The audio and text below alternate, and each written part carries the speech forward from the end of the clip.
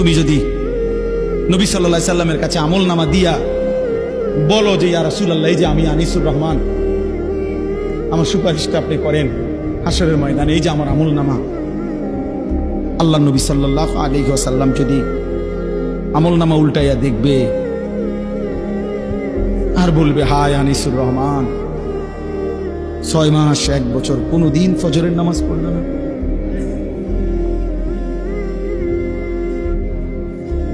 আমার উম্মত, আমি 23টা বছর চোখের পানি ফেললাম, আমি কত পাথরের আঘাত সইলাম, আমি ক্ষুধার কষ্টে পেটে পাথর বাঁধলাম, আমি দান দান শহীদ করা রক্ত নিয়ে ময়দানে বেহুশ হয়ে পড়েছিলাম, আমি সারা রাত দাঁড়িয়ে চোখের পানি ফেলে তোমাদের জন্য, উম্মতের জন্য কেঁদেছিলাম, বিনিময়ে এই আমল নামা। 30 বছর তুমি মুসলমান সুদ খায়,